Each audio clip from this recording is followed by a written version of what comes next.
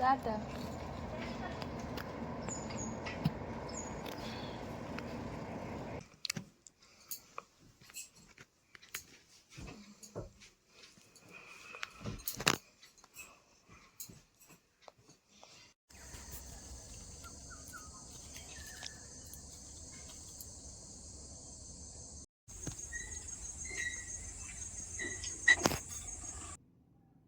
শীতের সকালটা এরকমই হয়, চারিপাশটা পুরো কুয়াশাতে ভর্তি।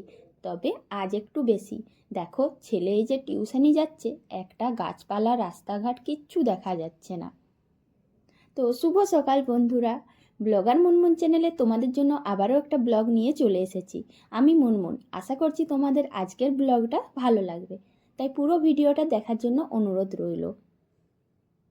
ভালোবাসার টানে মানুষ যে সংসারের কাজকর্ম ছেড়েও ছুটতে পারে সেটা আমি বুঝতাম না, আজ তোমাদের সামনে শেয়ার করব।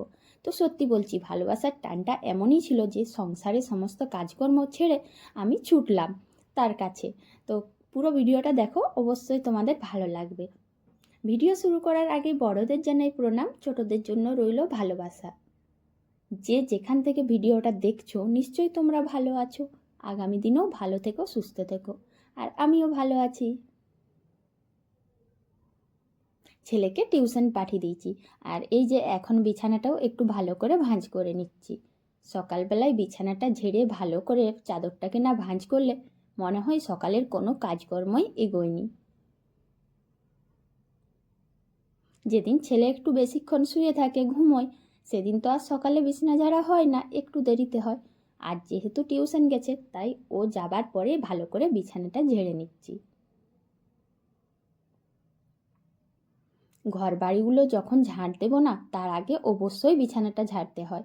সেই জন্য আমি সবসময় চেষ্টা করি যে যখন ঘরটা ঝাড় দেবো তার আগের জন্য বিছানা থেকে সবাই উঠে যায়, তাহলে আমার ঝাড় দিতেও সুবিধে হয়। এই যে দেখো, এখন আমি একটু গেটের দিকে এসেছিলাম, তো এসেই দেখি এই তো সকাল হয়েছে, তার মধ্যে কে যেন ছাগলগুলোকে ছেড়ে দিয়েছে। আর এই ছাগলগুলো চড়তে চড়তে এদিক সেদিক, এই বাগান সেই বাগান, লোকের ঘরেও ঢুকে যাচ্ছে। আর আমাদের সামনে যে পাড়াটা রয়েছে, তারা মনে হয় আগের দিনে জামা কাপড়গুলো রোদে শুকোতে দিয়ে দিয়েছে।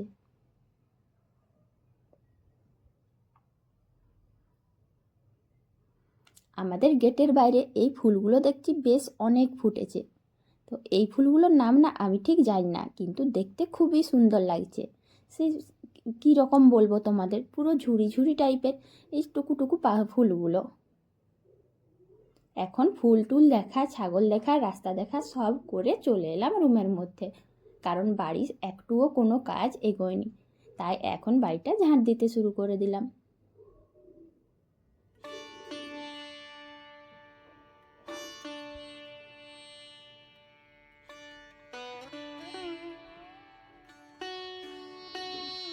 ঝাড় দেওয়ার সময় এই যে জিনিসপত্রগুলো বাড়ির মধ্যে আছে, সব জিনিসের নিচে, আলমারির নিচে, পালঙ্কর নিচে, সব নিচে না একটু বেশি করে ঝাঁটাটা ভেতর দিকে দিয়ে ঝাড় দিই।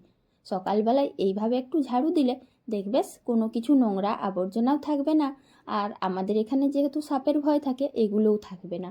আর সাপ কেন, ইঁদুরেরও উপদ্রব আছে। তো যাই হোক, ঝাড়ু দেওয়া হয়ে গেছে।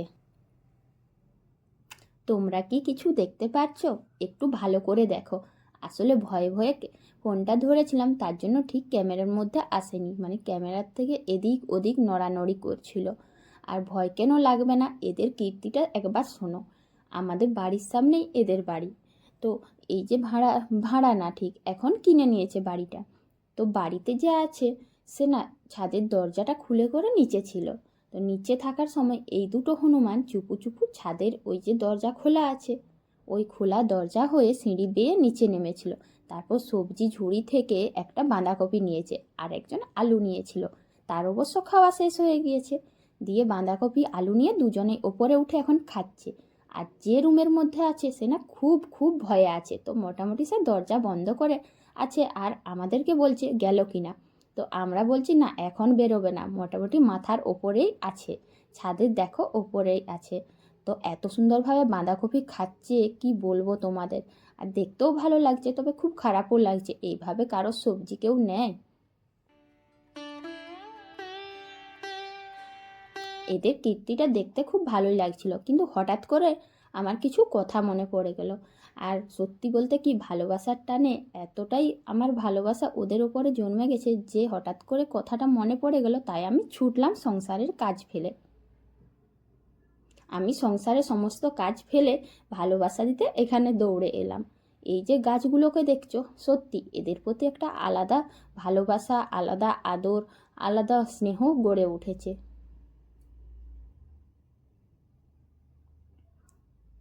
কথায় আছে না, গাছের প্রতি একটা আলাদা রকম ভালোবাসা অনুভূতি জন্মায়, এই কথাটা কিন্তু একেবারেই সত্যি। আগে হয়তো বুঝতাম না, কিন্তু যখন থেকে এই গাছপালা লাগাতে শুরু করেছি বা গাছপালাকে বিভিন্ন রকম সবজি চাষ করেছি, এই প্রকৃতির সঙ্গে, প্রকৃতির গাছপালার সঙ্গে একটু নিজের মেলবন্ধন গড়ে তুলেছি, তখন থেকে না একটু এদের প্রতি ভালোবাসাটা খুব বেশি বেড়ে গিয়েছে। আর দেখো, কালকে যখন আমি জল দিয়েছিলাম, তখন এই শাকতলাগুলো বা অন্যদিকে যে গাছগুলো লাগিয়েছি ওগুলোই কিন্তু জল দিইনি। বিশেষ কারণে আমাকে তাড়াতাড়ি করে বাড়িতে যেতে হয়েছে, তাই বাগানেই বালতিটা রেখে আর মগটা রেখে চলে গিয়েছিলাম। আর হনুমানগুলোকে দেখে এখন হঠাৎ করে মনে পড়লো যে না, সবজি খাচ্ছে তো, তাই হঠাৎ মনে পড়েছে যে কালকে তো এগুলোকে জল দেওয়া হয়নি।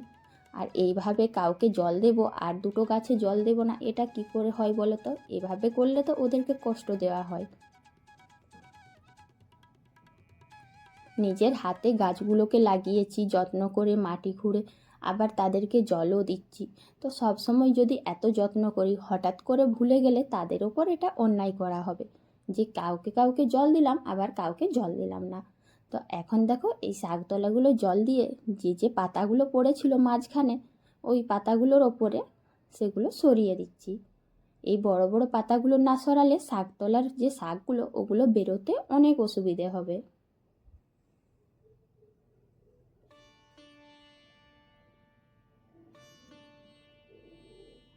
এই বাগানটার প্রতি আমার অনেক আবেগ ভালোবাসা জন্মে গিয়েছে।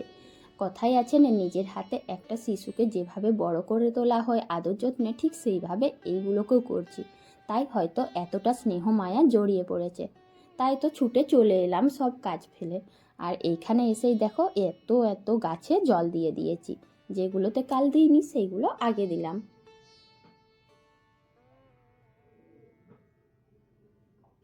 সব গাছেই মোটামুটি জল দেওয়া হয়ে গেছে। এখন যাচ্ছি এই বেগুন গাছগুলোর দিকে। হ্যাঁ, তোমাদেরকে তো বলিনি, এই বেগুন গাছগুলোর বয়স কত জানো? প্রায় 1 বছর পেরিয়ে গেল। তো বেগুন গাছগুলো দেখো কত বুড়ো হয়ে গেছে, কত লম্বা, দেখলেই তোমরা বুঝতে পারবে। আর সেই জন্যই এই গাছগুলো আর বেগুন ফলছে না। দেখছি যে যখনই বেগুন হচ্ছে পোকা হয়ে যাচ্ছে। সেই কারণে যে দুটো বেগুন দেখতে পেয়েছি, কচি কচি বেগুন রয়েছে, তুলে নিলাম। কারণ 2-3 দিন দেরি হলে হনুমান খাবে, আবার না হলে পোকা লেগে যাবে, তাহলে তো পুরোটাই বেকার।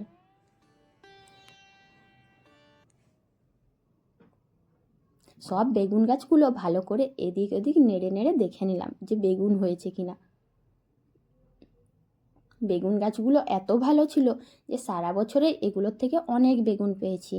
আর এখন কিন্তু হচ্ছে না, তবে মনে হয় আর এগুলো বাঁচবে না, গাছগুলো হয়তো নষ্ট হয়ে যাবে।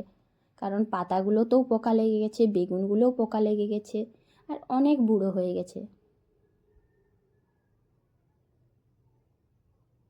বড় বড় গাছগুলো যেরকম হয়, বেগুন গাছের ডাঁটাগুলোও সেই রকম হয়ে গেছে। তাই আর এগুলোতে বেগুন ফলবে না বলে ছোট ছোট বেগুনটা নিয়ে নিচ্ছি। এই দেখো, এই গাছটা হচ্ছে কালো বেগুনের গাছ। এই কালো বেগুনের গাছেও কিন্তু অনেক বেগুন হয়েছিল, তবে সেগুলো বেশি পোকা হয়ে যেত।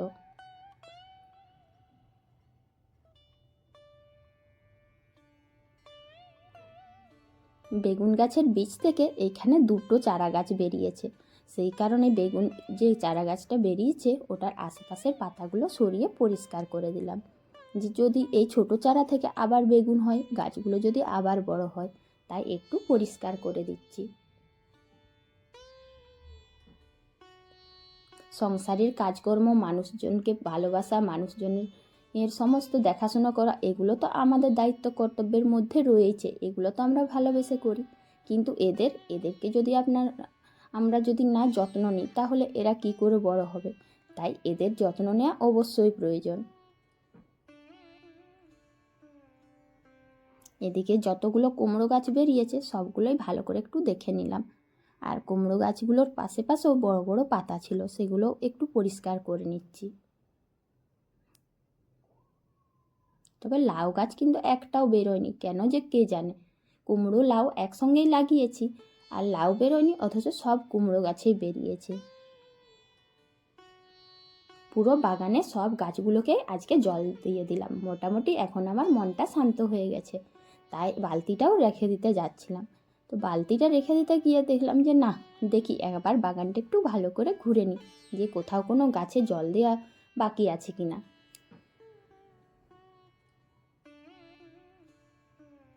কলা গাছগুলো কিছুদিনের মধ্যে বেশ বড় হয়ে গেছে, আর কলা বাগানটাও কি সুন্দর লাগছে বলো বন্ধুরা। তারপরে বাড়ি চলে এলাম যে না, এরপর বাড়িতে গিয়ে খাওয়া দাওয়া করা যাক। তাই বেগুন পোড়াবো বলে বেগুনগুলো কেটে নিচ্ছি। তো বন্ধুরা, এখন আমি বেগুন পুড়িয়ে মুড়ি খাবো। আর আজকের ব্লগ এখানেই আমি শেষ করছি। কাল আবার একটা নতুন ব্লগ নিয়ে তোমাদের সাথে দেখা হবে। তো সবাই ভালো থাকবে, সুস্থ থাকবে। টাটা।